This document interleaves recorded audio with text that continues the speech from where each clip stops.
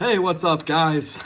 We got a good one here today. I mean, the Tigers look absolutely phenomenal. They won their first game of the wild card three-game series against the Houston Astros yesterday. Got a little scary there at the end, and I gotta tell you, man, that bullpen in the ninth inning, we gave up some. We gave up some base hits. The bases were low with two outs, but then a line drive to first baseman Spencer Torkelson secured the Game 1 victory for the Detroit Tigers. But besides that, they looked absolutely phenomenal. The pitching up to the ninth inning was dominant. Our guys were hitting the ball, getting those runs. We won 3-1 against the Astros. We got a win today, 2:30 ABC in Houston. To wrap up the three-game series there. But the Tigers look absolutely phenomenal. We got to talk about them because they are the greatest story in baseball right now. I mean, I got to tell you, beginning of August, they had a 0.2% chance of making it to the playoffs, and now they're in the wild card round. I mean, unreal. And you got to attribute that to pitching. Guys, the bats are hitting well and getting base hits, scoring those runs, but our pitching has been dominant. All these teams, man, I would be afraid. If I were one of these teams, I would be afraid to face these Tigers, man. They're not messing around. They're going for the World Series. I mean, imagine that story, right? 0.2% chance of making it to the playoffs, and all of a sudden you go and compete in the World Series and possibly win it. It'll be one of the greatest stories in sports history if that were to happen. So we got to talk about that a little bit today. And then the Detroit Lions coming up with a huge win before the bye week this past Monday night in Ford Field, Motor City, Detroit, Michigan, against the Seattle Seahawks, a team that has been a pain in our asses for many years. I mean, they won the last 5 meetings. The last time we beat them was in 2012. They always had our number. But this time the Lions came, and Jared Goff, 18 for 18. 2 touchdowns. He even caught one. 292 yards. 2 touchdowns, and then he even caught a touchdown. So he threw the most pass attempts without an incompletion in a single game in NFL history. So hats off to that guy. That guy deserved it. He had a hell of a game there. So we got to talk about that game, and then obviously Week 4 results. We got to dive into that. And the Bryce has to make his Week 5 picks as usual, right? Thursday Night Football is on tomorrow. We got the Buccaneers and the Falcons. So we got to dive into that a little bit. College football. We gotta discuss that, all the craziness going on there, and then we got fight night this weekend, UFC 307. We got 2 title fights. Alex Pereira defending his light heavyweight title against Khalil Roundtree. That's going to be a slugfest there. And then you got the women's strawweight title, I do believe, on the line. Let me check here real quick. But yeah, you got 2 title fights on this weekend, so check that out. UFC 307. That's going to be a good one. I remember, obviously watching the fights a couple weeks ago. That was crazy. You saw Sean O'Malley losing his title to Merab Dvalishvili, and then you had Alexa Grasso losing her title to Valentina Shevchenko. So yeah, we got Alex Pereira defending the light heavyweight title against Khalil Roundtree. That's going to be a slugfest. I don't think we're going to see a lot of grappling in that fight. And then the women's bantamweight title, so get that correction cleared out real quick. We got Raquel Pennington defending the title against Juliana Pena, so that's going to be a good one too. A lot of big names on the fight card. Jose Aldo coming back. You got Kevin Holland in action. Stephen Thompson, he's 40 years old. He's at it. He's been going at it for a long time now. Joaquin Buckley. So some big names on this cards. But we got to talk about these Tigers, man. This has to be the best story in sports right now. Football, basketball, baseball, hockey, mixed martial arts, boxing, whatever. This is the best story right now.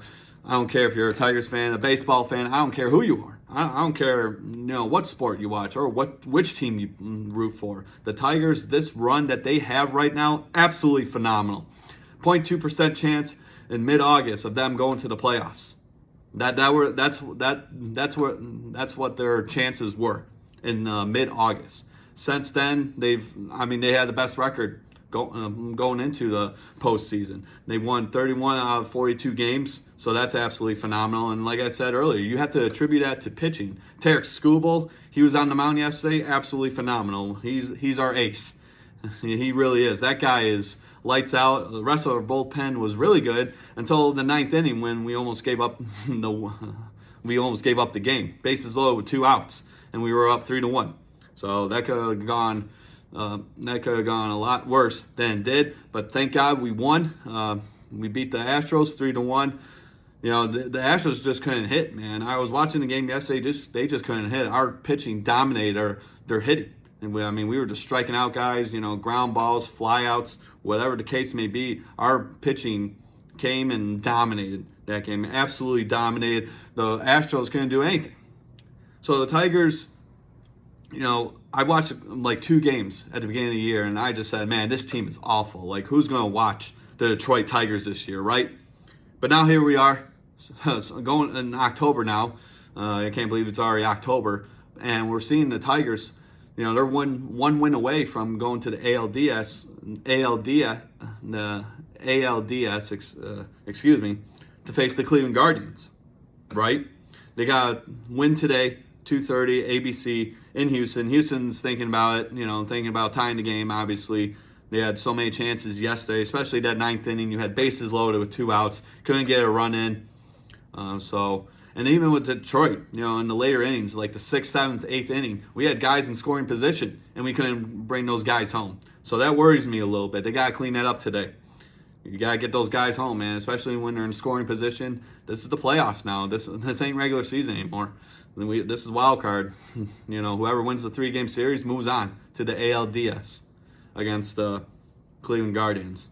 But yeah, the Tigers, man, unbelievable. Watching that game yesterday just reminds me of back in the day when we were winning the AL Central every year, it seemed like. You know, we had a high-powered offense. Our pitching, our bullpen was on point. I mean, here we are now, you know, 10 years later. You know, last time we competed the postseason, it was 2014, and I was a senior in high school.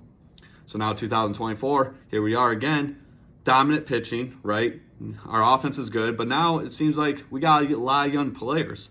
We don't have any superstars. I will admit to that, and that's not a problem.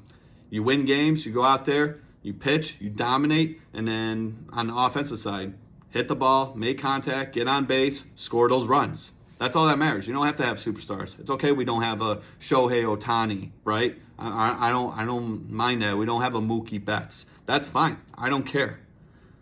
The Detroit Tigers are taking care of business right now when it matters most. Like I said, leading up to the playoffs, they had the best record in the MLB. Pitching was dominant. Tarek Skubal possibly could win the Cy Young. Who knows? But he did really well today. The rest of the bullpen did really good. Like I said, that 9th inning did scare me a little bit. I mean, you Detroit Tigers fans, you had to be on your feet, your heart pounding, your heart pacing. A lot of you people probably went back and forth in your living rooms watching this game. You know, 2:30 game on a Tuesday. Yeah, imagine that, right? And they were able to seal the deal, win 3-1 against the Astros. But Astros, they're coming for revenge today. So, game 2 of the wild card round today, 2:30, ABC, Detroit Tigers versus the Houston Astros. Let's go Tigers. Move on to the ALDS and win this one. Like I said, use that pitching, man. Pitching has been our strong suit during this entire run, right? Our bullpen's coming up big. You know, we have a lot of our pitchers, their ERAs are in the low 2s, which is really good, obviously. But you got to have good pitching, and I've mentioned this before in the podcast. You have to have good pitching when you are playing postseason baseball, and even after the All-Star break in July. What's the difference, right? You know, why do teams win after the All-Star break, right? It comes down to pitching for the most part, right? If you have good pitching, if you have dominant pitching, you will be successful. And in the postseason, you have to have pitching. Like, that's a requirement. That is no discussion, no debate. You have to have good pitching. You have dominant pitching like the Detroit Tigers have had. You know, great things can happen. They got to win today, though. They got to get past Houston. Houston losing in a tight one, 3-1 yesterday. They're thinking about revenge. They're trying to tie this series. You know, it's a 3-game series. So we win, we move. We move on to face the Cleveland Indians in the ALDS round of the postseason. But then, obviously, all these other teams, you had Kansas City winning yesterday against the Orioles, which is crazy. The Orioles are one of the best teams in baseball right now. The winner of that series will go against the New York Yankees. And then the National League side, you had the Mets winning against the Brewers. That was a really good one yesterday. And then you had the San Diego Padres beating Atlanta Braves. So they're up 1-0. So that series, the Braves and the Padres, whoever wins that moves on in the NLDS to take on the Dodgers, and then the Mets and the Brewers. The winner of that game will go on to go against the Phillies. Bryce Harper is on that team still. So yeah, he's been around for a while. They're a really good team this year. So yeah, go Tigers, man. Win this game today. I mean, like I said, the best story in all sports, in my opinion. I mean, just unreal where this team has gone in the span of a couple months, right? 0.2% chance of going to the playoffs in mid-August. Now it's the beginning of October, and these guys are possibly going on to the ALDS round to face the Cleveland Guardians. So unbelievable. I love stories like this. I hope you guys do as well. But yeah, go Tigers. Get this win today. It should be an exciting one there. So yeah, we opened the podcast today with baseball. Imagine that, right? Who would have thought on Guys Time, the Bryce? And welcome, I guess I should say, to the podcast. The Bryce is back. We had to talk about some Tigers, the Detroit Tigers baseball there a little bit. That's just unbelievable. I love seeing that, especially from a hometown team. So we got that. We got to hop over to football. We had week 4 this past week. A lot of exciting games. Obviously, it opened up with the Dallas Cowboys and the Giants. Cowboys winning again. Dak Prescott and Cowboys have won 13 straight.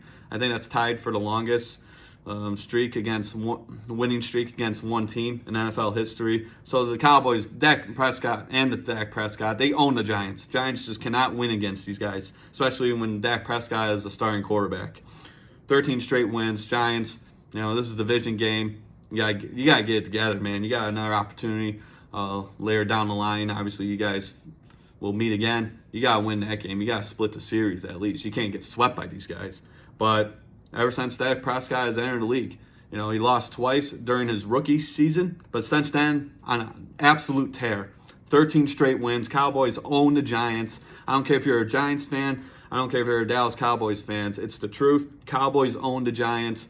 And if I see otherwise, Giants just getting spanked by the Cowboys every single time. It doesn't matter if they're playing in New York. Doesn't matter if they're playing in Dallas. It doesn't matter. The Dallas Cowboys own the Giants, and they did this past Thursday night, 20-15. Dak Prescott getting the necessary win there on the road. So you had that going on. And then Sunday we had a lot of games. Falcons winning on a last-second field goal against the Saints at home, 26-24. Another division game there. The big win for the Falcons. So that was nice to see that. The Bears winning 24-18 against the Rams. That was a very impressive win by the Chicago Bears. I will say that I was watching that game, and I really liked how the defense showed up, creating that pressure. And Caleb Williams actually did all right in this game. Not too bad. Obviously on this podcast, we kind of say, he's not really, as hyped as he was supposed to be. He's not making those plays. Did he really deserve to go number 1 over Jay Daniels, which we'll talk about him in a couple of seconds because that guy is playing lights out football right now. But you know what? He got the victory. Caleb Williams did against the Rams. So that was a good win there. The Vikings still undefeated, barely. But they win 31-29 against the Green Bay Packers on the road. This game was crazy. The Packers looked like they were going to make a comeback. They fell short. Vikings still undefeated. Sam Darnold looks absolutely impressive. Jordan Love came back, threw for 4 touchdowns, but he threw for 3 interceptions as well. And yeah, obviously the rust, in that game showed for Jordan Love. He hasn't played in a couple weeks. They had him throw the ball 54 times. He went 32 for 54, 389 yards and 4 touchdowns. And then Aaron Jones against his former team, 22 carries for 93 yards. Unfortunately, he didn't get that touchdown, but hey, a win's better than statistics, right? But yeah, this game was really crazy.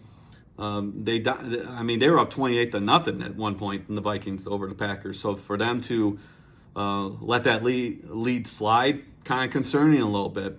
Fourth quarter, just to give you some numbers, the Packers outscored the Vikings 22-3. That's not good. That's not good. I don't care if you have best offensive line. I don't care if you have the best quarterback in the league. I don't care what's going on. I mean, you got to finish, man. And you were up 28-0, and you almost blew that lead. You ended up winning 31-29. You let these guys come back. So, and that's a division game too. That's very scary. That's very concerning if you're a Vikings fan. But they got the victory nonetheless, and they're one of two teams still undefeated in the NFL. So you got that. The Colts winning 27-24. Joe Flacco coming in for the injured Anthony Richardson. They win against the Steelers 27-24. The Steelers have one of the best defenses right now. So Colts winning at home. That was a big win there. The Broncos and Jets. Broncos winning back-to-back games 10-9. This game, I watched the highlights. I mean, the Jets couldn't do anything. Aaron Rodgers looks old. That team going downhill very fast. So yeah, that. The Buccaneers dominating, and I mean dominating the Eagles. It seemed like as soon as this game started, these guys already had over 100 yards in total offense, right? 33-16, completely dominated. Baker Mayfield, 30 for 47, 347 yards and 2 touchdowns. And this is all according to ESPN. And then you get Mike Evans, your favorite target, involved. 8 receptions, 94 yards, 1 touchdown. See? And I said this before, Baker Mayfield has found his home here or in Tampa Bay. He, going around the league for a few years now. Tampa Bay is finally his home. He signed a big contract in the offseason, and he's looking really good right now. 3-1, total record, 2-1 at home, and Baker Mayfield's playing his best football right now. And I can say the same thing about Sam Darnold. He leads the league in touchdowns. He found his home with Minnesota. But yeah, the Tampa Bay Buccaneers, watch out for those guys. And then Bengals beating the Panthers 34-24. Joe Burrow, 22 for 31, 232 yards and 2 touchdowns. It's about time we got that guy going, right? These guys were 0-3 going into this game. So this was a necessary win for the Bengals. If they lost this game, you might as well just cancel and retire for the rest of the season, because starting 0-4 when you have Joe Burrow, one of the highest paid quarterbacks in the league at the helm, that's not good, man. So good victory, a much needed victory for the Bengals there, 34-24. The Bengals moving on there. And then the Jaguars fell to 0-4 against the Texans. The Jaguars were up in this game, I do believe. And yeah, they gave away that victory against the Texans. Division matchup too. The Jaguars are 0-4. I said the Panthers were the worst team in the NFL. I'm going to change that now. I think the Jaguars are the worst team in the NFL, and I think Doug Peterson is on his way to getting fired. Like, he's on the hot seat for sure. I mean, there's no debate about that. I mean, Jaguars fans, the rest of the NFL, we're all watching. I mean, this is a disaster. I mean, Trevor Lawrence is a great quarterback, great athlete, but he has nobody. He has nobody around him. Offensive line's horrible. He has no receiving threats. The running game is trash, and the defense is horrible. 0-4 to start off the season, that is not good.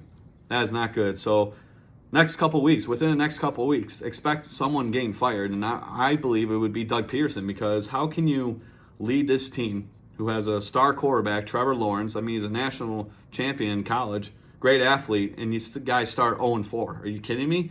After, 4 tries already in the 2024 NFL season, haven't won a game. And yeah, we've been there. The Detroit Lions have been there. Trust me, we know. But this is bad. I mean, this is really bad. I think a lot of things are going to get worse for the Jacksonville Jaguars. I just don't see it. I just don't see them competing at all this season. So you have that.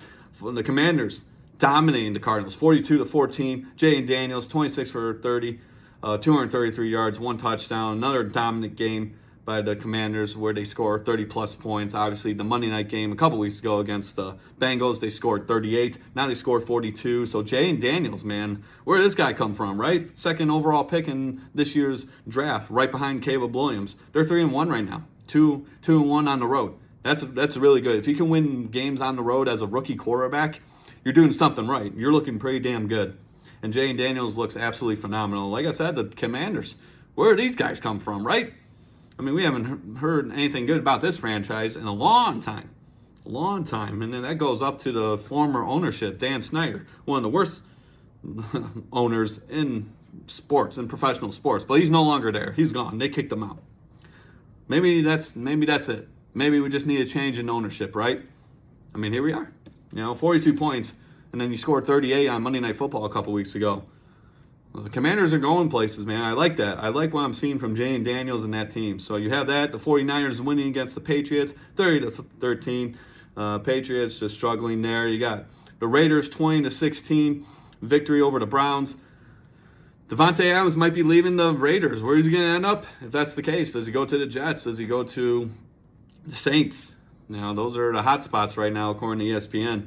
But yeah, he does not like it there in Vegas. Yeah, it's just a shame when you don't have a quarterback to throw it to, or you don't have a quarterback who's going to throw you the ball, right? And then the Chiefs and the Chargers. So once again, the Chiefs, undefeated, find a way to win against a divisional rival. The Chargers, 17-10, they're undefeated, just like the Vikings, the two only NFL undefeated teams right now. Patrick Mahomes gets a win. These Chiefs playing some, not impressive football. I will say that. They're not playing good football, great football, but they're playing good enough, right? I mean, they're undefeated. Can't argue with that. It's Patrick Mahomes, right? 3-time Super Bowl winner. You beat a division rival after you were down 10-0 early in that game, but you found a way to win. So, Chiefs, you always got to look out for them, right? And then Sunday Night Football, we expected Josh Allen, the Bills, to put up so many points because going into this game, they had one of the highest, I do believe, the highest scoring offense in the league. I think it was them and the Saints. Top 3 scoring offense in the league. They only scored 10 points. They got absolutely dominated. They got absolutely destroyed by the Ravens, 35-10. Ravens came in, obviously run heavy, feed Derrick Henry the rock. And when you do that, 24 carries, 109 yards, 1 touchdown. Could have been a couple more touchdowns if they went that way. Justice Hill, they got him involved, 6 receptions, 78 yards, 1 touchdown. But yeah, Josh Allen had no passing touchdowns. They only scored 10 points. And I was going to say, the Ravens looked absolutely dominant. Lamar Jackson had 3 touchdowns in this game. So he looked great. But yeah, playing at home, Sunday Night Football. I mean, we've kind of seen this in previous years with the Bills. They start hot, and then a primetime game or a game against a really good team or a decent team, they kind of fell apart. They kind of fall apart a little bit. I really hope this is not the case. The Bills, just like the Lions, one of those franchises who's been seeking a Super Bowl for a very long time now. I really hope they can clear this up. A great victory by the Ravens. They needed it, right? Early struggles in the beginning of the season. People were wondering, is Lamar Jackson as elite as everyone thinks he is? Does he deserve to be in a conversation with guys like Mahomes and Josh Allen and Joe Burrow? Well, he proved it this past Sunday night, 35-10.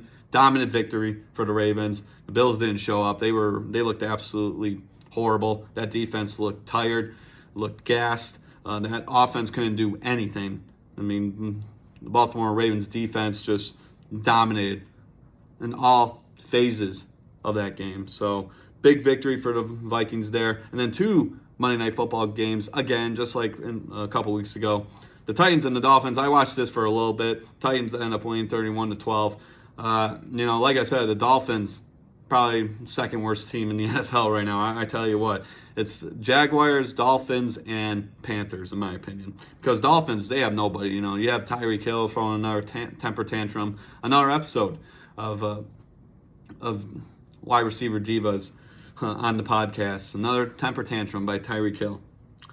And the Titans, Will Levis just doesn't look good at all. My God, that guy is not good.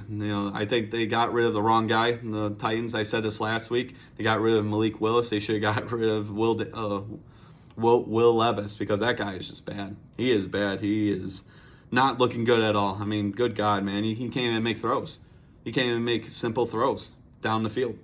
But they get the victory because you had Mason Rudolph come in, a veteran in the league, doing what he needs to do as an NFL quarterback. But I didn't want to watch that game. I was more hyped up about the Seahawks and the Lions game. Those sick ass jerseys, all black. You got the blue helmet with the black lion on it, decal on it. That was awesome. That was a great way to debut those jerseys on Monday Night Football, primetime in the Motor City. Ford Field's rocking. That crowd was loud. You can hear it through the television set. But the Lions winning this one, 42-29.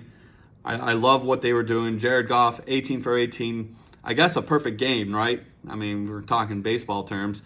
but he set the record for most pass attempts without an incompletion in a single game in NFL history. And he caught a touchdown pass, too. That was awesome to see. Amon-Ra St. Brown just throws it, and Jared Goff right there grabs it and scores a touchdown. That was awesome to see that. This game was intense from the start to finish. I mean, we needed this win.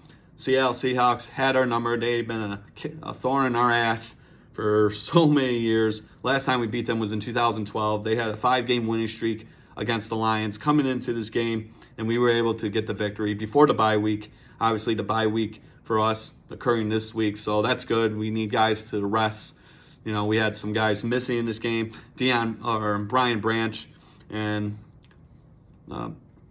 Melifonwu, two defensive backs for the Detroit Lions. We were a little banged up. Frank Ragnow, he was out, but Graham Glasgow did a great job being the center in that game. So we were a little banged up, but we still won. To score 42 points, that's awesome. We need that. Where I'm concerned about the Detroit Lions, I mean, their offense is great. Pound the rock. You got the two-headed monster, right? Monty, David Montgomery, and Jahmyr Gibbs. You keep feeding them the ball, great things will happen, right? But where I am very concerned after watching this game is the Detroit Lions defense, obviously, right? The quick passing game from Seattle, absolutely phenomenal. I mean, they perfected that.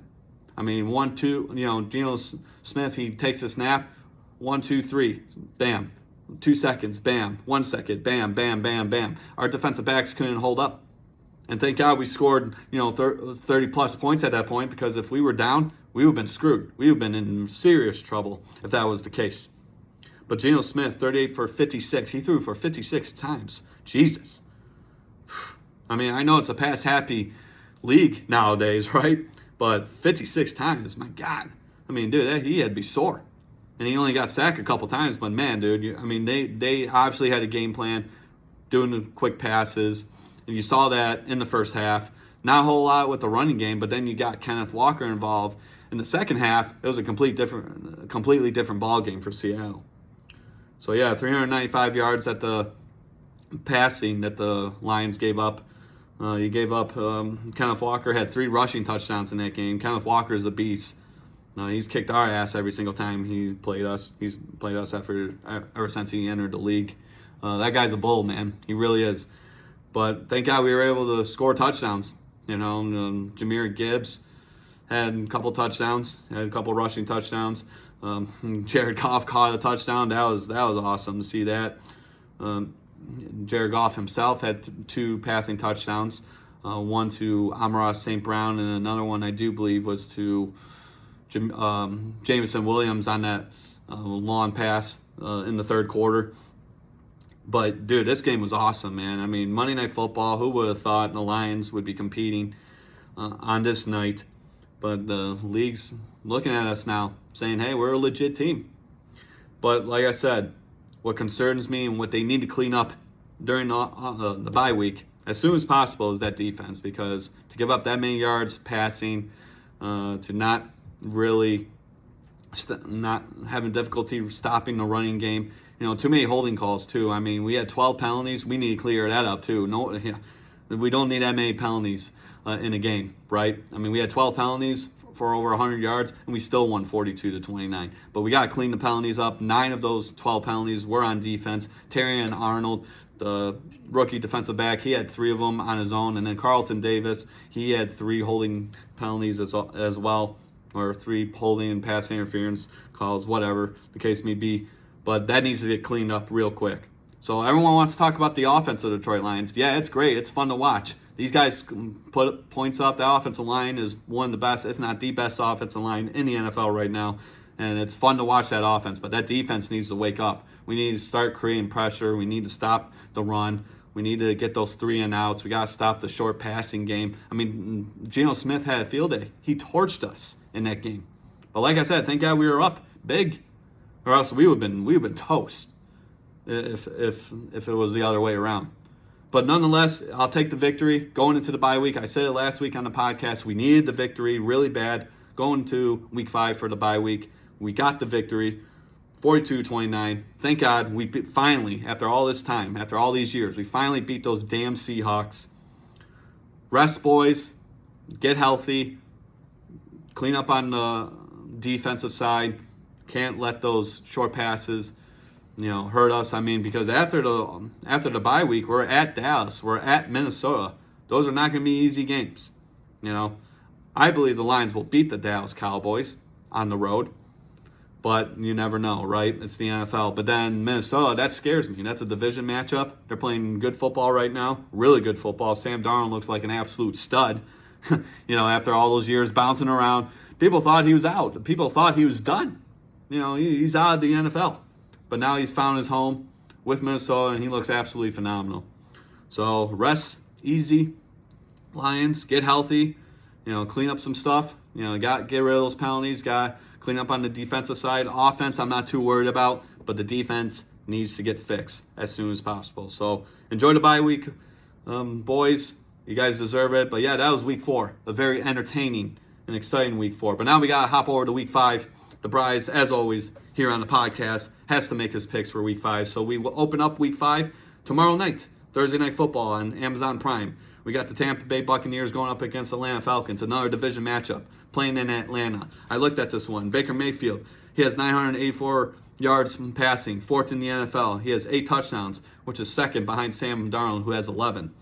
And he only has 2 interceptions on the year. And then Atlanta has allowed 191 passing yards per game, which is 13th in the NFL, and they have only 4 sacks, which is the worst in the NFL, or tied for the worst.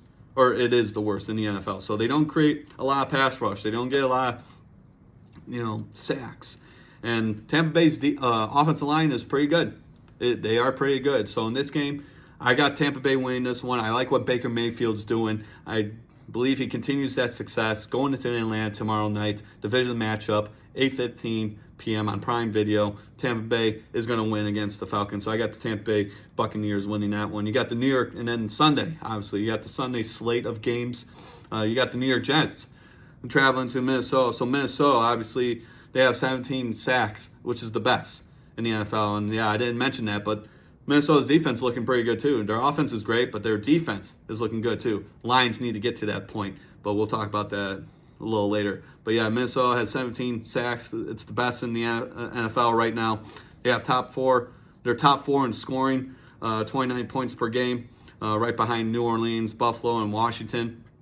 So, like I mentioned, the New Orleans Saints and the Buffalo Bills, top offenses in the NFL, and then Washington. I mean, these guys are scoring points, man. Same with the Minnesota Vikings. They're looking really good. And then the Jets, however, they have 14 sacks, which is tied for 4th. But what the highlights I saw in that Denver game last week, I don't have confidence in the Jets, man. They just look broken. Robert Saleh does not have control of that group. I think Aaron Rodgers has had it. He's 40 years old. He doesn't look like himself anymore. I thought last week when they played or a couple weeks ago when they played the Jets, they looked good. He looked like his old self, but he just not consistent, man. I'm not seeing good things coming out of the Jets. I like Minnesota at home. They're going to continue that dominance on both sides of the ball. Sam Darnold's going to have a big game here, so I got Minnesota winning that one. You got Carolina at Chicago. I like Chicago at home again. They looked really good against they look good against who did they play last week? But yeah, they looked really good last week. And they need that. They need to establish some form of identity. So yeah, they really look good against the Rams. I don't know why I drew a blank there for a sec. We just went over that, right? But yeah, they looked really good last week at home against the Rams. That continues. Panthers, even with Andy Dalton, I don't care. Chicago at home, that's a tough place to play. I got Chicago winning there. They're going to win that one. You got Baltimore at Cincinnati. I like Baltimore in this one. It's a division matchup. It's always a close one, but Baltimore, after that dominant victory against the Bills, I believe Derrick Henry just feed him the ball, man. He has a couple touchdowns in this game. Cincinnati, doesn't have the greatest defense. They're gonna have a tough time bringing that monster of a human being down. So I got the Baltimore Ravens winning that one. You got Miami at New England, another division matchup here. I like New England at home because Miami, they're bad. That organization's falling apart very quickly. I wouldn't be surprised if someone else gets fired. Mike McDaniel, that guy might get fired too, just like Doug Peterson with the Jaguars. They just got no confidence. That team is just falling apart very quickly. It's a disaster over there. It's hard to watch. It's pretty embarrassing to watch Miami trying to play football. So I got New England at home winning that game against the Dolphins. You got Cleveland at Washington. So Washington coming out of nowhere, right? Playing at home. Washington has scored 30.3 points a game, which is third in the NFL right now. Like I said, behind New Orleans and Buffalo. They got back-to-back 30-plus point games, as I mentioned earlier in the podcast. And then on the defensive side, not really good. They've allowed 25.5 points per game, which is the eighth worst in the NFL. And then the Cleveland Browns on the offensive side have only scored 16.5 points per game, which is seventh worst. So obviously that offense ain't doing nothing, ain't doing a damn thing, right?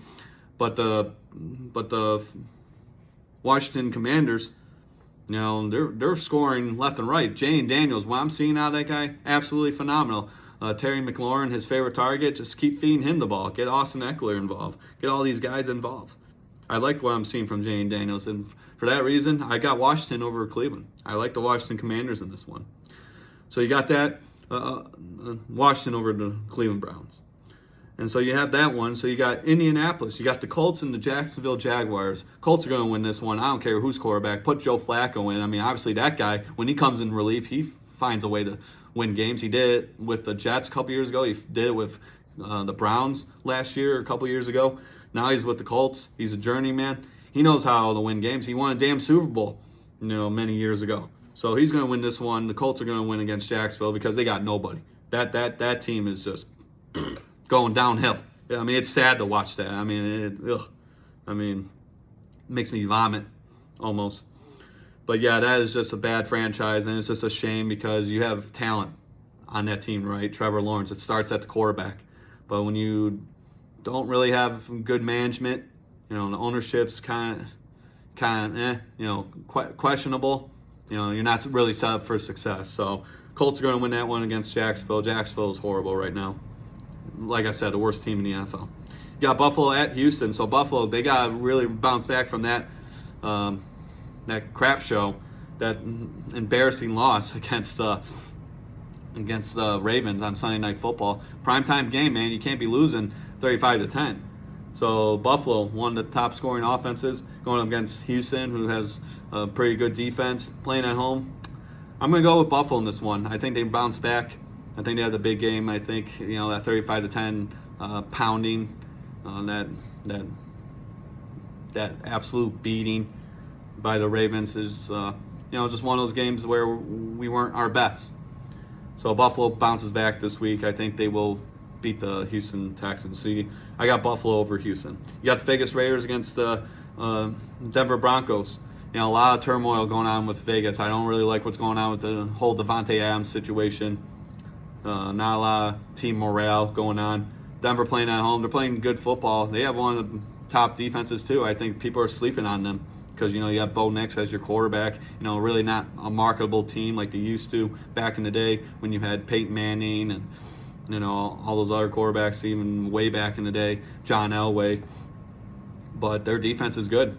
I got defense in this game. I like the Denver Broncos beating the Vegas Raiders in this one. Arizona Cardinals at San Francisco. I got San Francisco in this one. San Francisco, they're banged up, but they play really well at home. Hopefully Brandon Ayuk gets a receiving touchdown. Haven't seen him go in the back of the end zone yet after 4 weeks, so hopefully that will change. So you got San Francisco winning that one. Green Bay at Los Angeles. Los Angeles looking to avenge, that loss from the Chicago Bears last week. You got Green Bay coming off almost a comeback victory against their division rival, the Vikings, on the road. They're playing on the road again. against Los Angeles. But you know what? I actually like the Green Bay Packers in this one. I think Jordan Love, obviously he was a little rusty last week, hasn't played in a couple weeks up to that point. But now, full week of rest, late game, primetime game, 4:25 game, he will have time to fix his mistakes and play good football. So I got Green Bay beating the Rams in this one. You got the Giants at Seattle. So Seattle trying to come off of that crazy ass game Monday night against the Lions. Giants obviously trying to come off that loss against the Dallas Cowboys because, as I mentioned earlier in the podcast, the Dallas Cowboys own the Giants. I like Seattle at home, though. It's a tough place to play. They call it the 12th man for a reason. It gets loud there, very loud. Seattle will win this one and avenge their loss against the Lions. So I got the Seahawks over the Giants in that one. And then Sunday Night Football this week. We got the Dallas Cowboys going to Pittsburgh. So Pittsburgh, obviously, allowing 13.3 points a game, which is second behind the Los Angeles Chargers. You got Dallas, their defense. They're allowing 26 points a game, which is tied for fifth worst in the NFL. They're with the Tennessee Titans and Cincinnati Bengals in that perspective. Dallas has, on paper, they have better talent, right? You got Dak Prescott, you got, CD Lamb, all those guys. You got Micah Parsons on the defensive side. But Pittsburgh, playing at Pittsburgh is tough, man. Especially, it's getting cold now. We're in October. Cold nights in Pittsburgh, it's not fun. Dallas is used to playing inside. They got to play outside now, and they're going to freeze their asses off. I got Pittsburgh in this one. I like defense. Pittsburgh, they don't have a high-scoring offense. They only scored 18.8 points a game on offense, which is tied for 10th worst in the NFL. And all these stats that I mentioned are according to ESPN.com. But defense will win this one. I see a low-scoring matchup happening here. I got the Pittsburgh Steelers beating Dallas Cowboys at home. Pittsburgh will win against Dallas. So you have that. And then this week's Monday Night Football matchup is going to be an exciting one. You got New Orleans at Kansas City, 8:15 p.m. Only one Monday Night Football game, so hopefully this one delivers. I think it will. You got two good offenses, two good teams here. New Orleans at Kansas City, undefeated Chiefs. I got to go with the Chiefs, man. When they're undefeated and when Patrick Mahomes finds ways to win, it's hard to bet against them. So I got the Chiefs winning against the Saints. This might be a high-scoring matchup in this one. And it's tough to play in Kansas City, but Mahomes will win. Mahomes and the Chiefs will win against the Saints. And, we got Detroit on a bye week, so that's good for us. Get rested, and clean up that defense, clean up those penalties, and get ready for, I do believe we play the Dallas Cowboys after the bye week. Tennessee's on a bye week, Philadelphia, and Los Angeles Chargers. So with that, those are the Bride's Week 5 picks. So hopefully I do well, because I think last week I did absolutely horrible. So we got that. Now we got to hop over to college football. So college football has been crazy. They came out with the rankings Sunday. Alabama jumps to the number 1 spot. So after that exciting game, that shootout with the Georgia Bulldogs, it's always a shootout. It's always an exciting game between those two matchups, or those two programs. And it just seems like Georgia just can't beat Alabama. It rarely happens, right? But Alabama wins 41-33. That was a great game to watch. I watched that game as I was coming home from my golf outing that I had Saturday. And that was a great game. That really was, dude. And Alabama number 1 spot, yeah, I don't have a problem with that. Texas down to 2, that's cool too. Ohio State at 3. They haven't really played anybody, but it's Ohio State. They're always going to get a top ranking, right? Tennessee at 4. Georgia moves from 2 to 5, so they're at 5 this week. Oregon at 6, Penn State at 7, Miami, Florida at 8, Missouri in the top 10 at 9, and then Michigan going up to 10 from 12. And a lot of people are criticizing that because they almost lost to Minnesota this past Saturday. It is what it is, right? I mean, I'm not, I'm still worried about Michigan football. We'll talk about that in a couple seconds, but they gotta show me something, because they haven't really shown me anything. After multiple weeks, I'm not seeing an identity from these guys. Maybe the running game, but when you're playing great football in the first half, you have to continue that going into the second half, and that's where we need to talk about Michigan football real quick. So those are the rankings this week. Alabama at 1, Texas at 2, Ohio State at 3, Tennessee at 4. Georgia moves down to 5. Michigan's at 10. So Missouri made it to the top 10 this week at the 9 spot. So yeah, we gotta go through these games real quick. So yeah, last week we had some good games. Army winning 42-14 to open up that week. Miami winning against Virginia Tech. Now there's a lot of controversy in this game, right? So 38-34. I watched the highlights. I missed the game, but I watched the highlights, and it looked like Virginia Tech, they threw the ball and it looked like it was caught by a Virginia Tech wide receiver. But then they were reviewing it. It took a while. And then they found that it was touched by a Miami Hurricanes player, but he was out of bounds. So really, it should have been called an incomplete pass. Where they screwed up in that whole situation was they called it a touchdown. If you were unsure, call it an incomplete pass. Then you can go to the review. You can go to the booth, review it, and take as much time as you need, because this is the last play of the game. Virginia Tech could knock off Miami if this is overturned to be a touchdown, but they called it a touchdown. That was the difference. If they called it an incomplete pass and then they reviewed it and then maybe overturn it or maybe stay as a incomplete pass, then sure, that would have been a lot better. But then you call it a touchdown and then you review it and then it's an incomplete pass. So you know the controversy is going to be there, right? Obviously. So a lot of people are saying Virginia Tech got robbed. Who knows, man? It was a great game. Obviously, those last few seconds were unreal. Cam Ward, 343 yards passing. That guy, might be, on the footsteps, possibly becoming the Heisman Trophy winner this year. Who knows? A lot of football to play, right? But yeah, 38-34, exciting game between the Hurricanes and the Virginia Tech Hokies. Lots of controversy. Like I said, don't call it a touchdown. If you're an official, don't call it a touchdown. If you're unsure, call it an incomplete pass. Because, dude, they were looking at each other for 30 seconds. They didn't know what the hell to do or what the hell to call. So they just threw their hands up. Oh, it's a touchdown. And then everyone loses their minds. But then they're looking at the replay, and yeah, it seemed like it was touched by a Miami defender out of bounds. So obviously that's an incomplete pass, right? You can't touch, you're out of bounds and you caught the ball. It's incomplete. But yeah, that was a lot of controversy there. A lot of people were upset, but that's college football for you.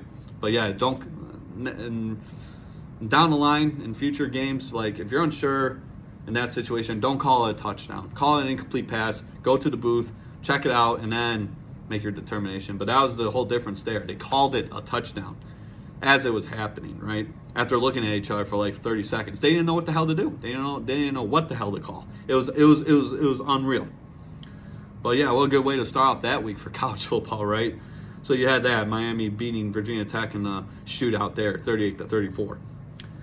Texas winning 35-13 against Mississippi State. Arch Manning. I know I said Archie Manning last week, and I do apologize about that, but Arch Manning, another good game, 325 yards, a couple touchdowns. Looking like the real deal, man. Watch out for that kid. Georgia and Alabama. Obviously, Alabama win in this shootout. Probably the best game last week, 41-34. Always a classic matchup between these two. It's SEC football at its finest. A lot of scoring in that one. But yeah, that was definitely the best game last week. Ohio State winning 38-7 against Michigan State last week. Kentucky pulling off the upset against Ole Miss, number 6 ranked Ole Miss at the time. Not anymore. 20-17, they win on the road too. So that was a big victory for Kentucky in that program. So big upset there last week. Oregon beating UCLA 38-13. Penn State winning against Illinois 21-7. So defensive matchup there. That's Big Ten football at its finest. You had Michigan beating Minnesota 27-24. The Little Brown Jug stays in Ann Arbor, and that's where we need to talk about Michigan. So yeah, so this game, I'm watching highlights because I missed the game. I was golfing this weekend. So they were up against Minnesota 21-3. I kept checking the scores as we're going to the next hole, play goofy golf. Yeah, goofy golf. It was fun, by the way. So I'm checking the scores, and 21-3 at halftime. So they're up big, Michigan. Past couple games they've been up big. going into the half, right? But then they ended up winning 27-24. They were outscored 21-3 in the fourth quarter. You can't have that happen. You're the defending national champions. I know it's a brand new team. We said it numerous times on this podcast, right? You cannot give up a lead that bad when you're the defending national champions, when you're Michigan football, Big Ten. You got all these new schools coming in. You got all eyes on you because you just won a national championship last year. You cannot do that. Being outscored 21-3 in the fourth quarter, are you kidding me? I mean, that's unbelievable. That's trash. That's absolute garbage. That's unacceptable, especially for Michigan football. You're up 21-3 going into halftime. This is the little brown jug. This is Big Ten football. This is one of your rivals. You have to win this game. But you win 27-24 barely, and then that whole onside kick thing, yeah, if they didn't call offsides, which me being a Michigan fan, I think that was complete BS. That was complete garbage of a call by the officials. He was not offsides. I mean, if anything, maybe by that much, little. But dude, if that onside kick was, Minnesota recovered that onside kick. If they let that play go ahead, they allowed that play to continue. Dude, they had all that momentum at that point. Michigan, they were lost. They could have lost that game if the referees didn't call the offsides on that onside kick against Minnesota, right? Because all the momentum was on Minnesota's side. Michigan was just scrambling. They were running around like their heads were chopped off, right? Like a chicken with his head cut off. They didn't know what the hell they were doing. All that momentum was going towards Minnesota. If that onside kick counted and they proceeded with play, Minnesota might have won that game. But dude, that's what I'm talking about. 21-3 at halftime against Minnesota, a little brown jug. You're playing at home, for crying out loud, and you're outscored 21-3 in the fourth quarter. That's pathetic. For a national championship team, you can't do that. Like I said, it's a completely different roster. Coaching staff's different, and maybe it's the coaching. Sherrone Moore. Maybe we should ask him. Hey, how come you've had big leads at halftime, and then all of a sudden you're scrambling back to win games in the second half of the game? What's going on? Are you tuning these players out? Are you just telling them, hey, okay, let's just coast the rest of the game? No, you got to play all four quarters, man. I don't care who you are. You have to play four quarters of football.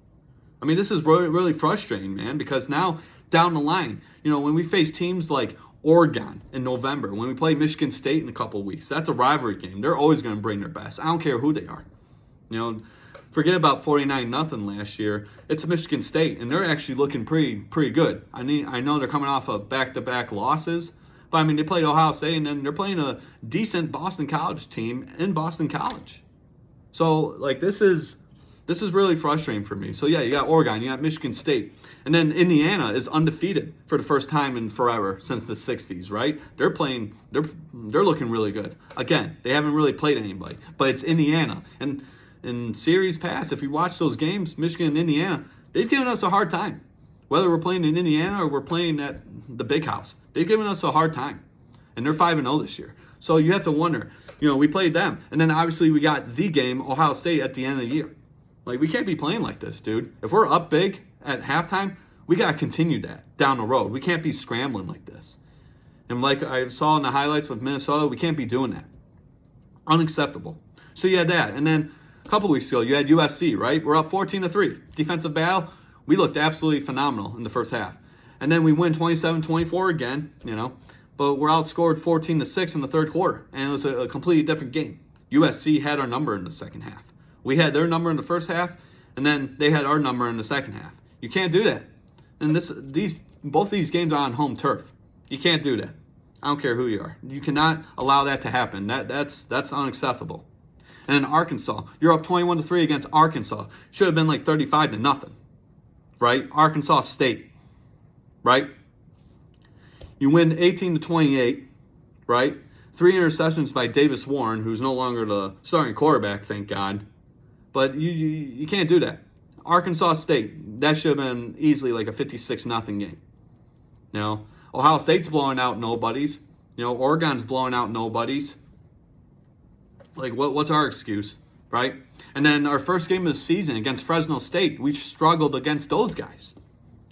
So Michigan has to change something. You have to play all four quarters. You can't just have a good first half and then completely fall apart second half. I blame this on the coaching staff. I really do.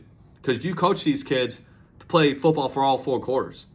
No lead is protected. No lead is satisfied or satisfactory. It's not.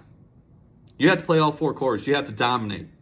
So those 3 games, as I mentioned, Arkansas State, USC, Minnesota, and even Fresno State, beginning of the year, I'm not liking what I'm seeing from Michigan. I mean, they're winning games. I will take that. But, dude, this is getting out of hand because you're playing the bulk of your schedule right now. I mean, it is not good what I'm seeing from Michigan right now. Well, Kalel Mulling's still playing good football. I mean, we got that going for us. Alex Orji, maybe he can throw the ball more. I don't know. But, yeah, we got the running game going and everything. So, but, yeah, we got a big night game on NBC this weekend, 7:30 p.m. We got Washington. So we have to win against Washington. That's going to be a tough game. Washington, they might not have the best record right now, but you know what? Playing in Washington's tough. And they were our opponent in the national championship game last year. So you think you think that team's forgotten about that when we destroyed them last year in the championship game? No, they're going to remember that, of course, right? Dude, unreal. Michigan, you better wake up, man. I mean, this is pathetic. And then so you got that. USC winning 38-21, LSU winning 42-10. So yeah, a lot of good games there. But yeah, Michigan, they got to wake up, man. I'm really not liking what I'm seeing from the Michigan Wolverines. I mean, it's horrible. It's absolutely disgusting. I don't like it. So you got that. Now we got college football this week, week 6. I got a couple games on tomorrow. Texas State at Troy, and then Sam Houston against UT, EP. And then Friday, we got a big game for the Big Ten. We got Michigan State traveling to Oregon, 9 o'clock on Fox. So that's going to be a really interesting one. Michigan State, I don't know, man. They could play upset. They really can. But Oregon, they're really playing some good football right now. They're going to be scary. We play them, next month in November. That's going to be a really scary game for us. I got Oregon winning this one against Michigan State, but I've seen crazier things happen. So, yeah, you got Saturday games, obviously, the Saturday slate of college football. You got UCLA at Penn State, another Big Ten game there. UCLA makes its debut in the Big Ten. So that's really crazy stuff, right? West Coast teams coming to play Big Ten ball. Yeah, that's a little weird. A little weird there. So you got that. You got number 9 Missouri playing Texas A&M at noon. That should be an exciting one there. We'll see. We got Ohio State and Iowa. You got Georgia and Auburn. So another SEC matchup there at 3:30 on ABC. You got Ole Miss all the way down to 12 this week after getting upset by Kentucky. They're playing South Carolina. They should rebound against that one. Indiana undefeated against Northwestern. Indiana's going to win. Number 23 Indiana. They're going to win that one. I think they continue their undefeated streak against the Northwestern Wildcats.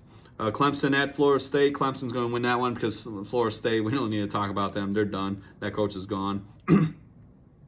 I do believe they won last week, though. But, yeah, they're just not good at all. You got Tennessee at Arkansas, ABC.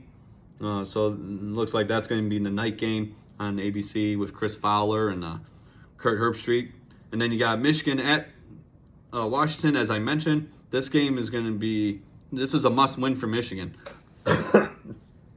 Excuse me.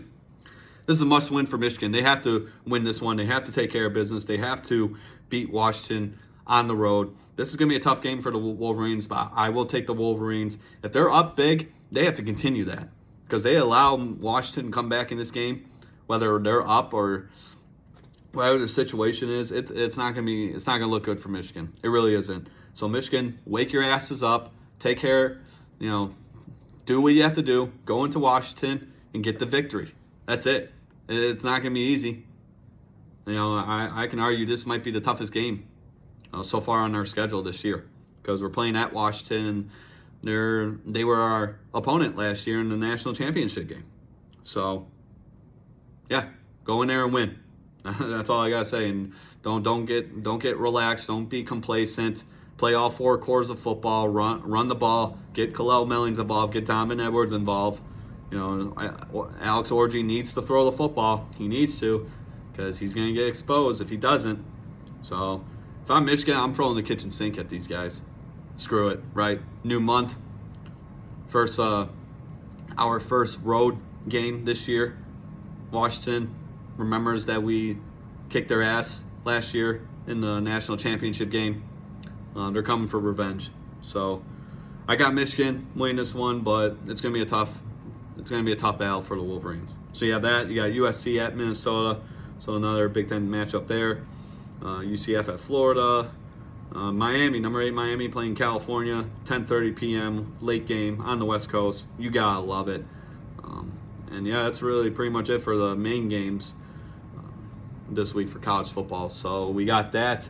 But yeah, go Blue, go Tigers, and I would say go Lions, but they're on a bye week this week. But then we got the Red Wings coming up, the Red Wings regular season game next Thursday, October 10th against the Pittsburgh Penguins. Let's go Red Wings. Fall sports, man. Who would have thought, right? And now we got to end this podcast. We got to end this episode today. We got UFC 307. We got Fight Night. 2 title fights, as I mentioned earlier. We got Alex Pereira going against Khalil Roundtree for the UFC light heavyweight title there. And then you got Raquel Pennington defending her UFC bantamweight title against Juliana Pena. 2 title fights. UFC 307 live from Salt Lake City, Utah. Early prelims are on at 6 o'clock. Prelims are on 8. And then the main card will be available on pay-per-view at 10 o'clock. So, yeah, two title fights. Watch it with your friends and buddies. It should be a good one. This Saturday, October 5th, 2024. I got Pereira winning this one. It's going to be a slugfest, but Pereira, that guy is just, it doesn't matter which weight class he's in, middleweight, light heavyweight, heavyweight, it don't matter. This guy is a winner. This guy is a great fighter. He's the best right now, in my opinion. But yeah, that guy is unreal. So I got him winning that one. And then Raquel Pennington defending her title against Juliana Pena. I'm going to go with Raquel Pennington. I do believe she's going to defend and successfully defend the bantamweight title against Juliana Pena. Raquel Pennington's been around for a long time. She's very violent. She puts on a good show. Juliana Pena is a good fighter too, but I think Raquel Pennington has the upper edge here. So I got both champions winning this one. So UFC 307, as I mentioned, watch it this weekend. Early prelims at 6, prelims at 8, and then the main card starts at 10 o'clock. So watch it, order the pay-per-view with your friends and family. Watch fighters beat the crap out of each other. There's going to be a lot of blood. There's going to be a lot of big hits, especially in that Pereira or Roundtree main event, light heavyweight main event title fight. Check it out. It's going to be a good one. And with that being said, ladies and gentlemen, we are done finally, right? Lots to talk about. Those Tigers are really exciting. That's some great baseball right now. Like I said earlier in the podcast, it's the most exciting story in all sports right now, what the Tigers are doing in the playoffs after having a 0.2% chance of not making it to the playoffs, or of making it to the playoffs in mid-August. We're in early October now, and they're one win away from advancing on in the playoffs in the AL, the American League Division Series, the ALDS, against the Cleveland Guardians. They got a win today, 2:30 ABC against the Houston Astros. Check that out. The Detroit Lions coming up big. A huge victory for the Detroit Lions. A much-needed victory against those damn Seattle Seahawks right before the bye week. Because after the bye week, man, it's all football. So the Lions get healthy, clean up some stuff on defense. Those penalties need to go away. So you got that, and then the Red Wings are playing. They got preseason now, but the following week is the regular season start for the Red Wings. That's going to be exciting this year, so watch them. And then the Pistons probably starting pretty soon. And then college football, Michigan has to win against Washington. That's a must-win. Our first road game, our really our toughest game, I believe, so far for the Michigan Wolverines. They have to go in there and win that game no matter what. That's a must-win, in my opinion. So you got that. And then UFC 307 this weekend. Saturday, 10 p.m. is the main card. Check it out. It's going to be a good one. So, yeah, we are done. So thank you for joining me today. This episode, you already know the drill. The video version is going to be on my YouTube channel at Guys Time of the Prize, and the audio version will be on Spotify and Apple Podcasts. So check it out. You guys have been wonderful. Thank you so much. again. And like I said, go Tigers, man. Get that win today. Move on. Shock the world. All right, take care, guys. Have a great rest of the day. Thank you for joining me. You guys are awesome. Peace out.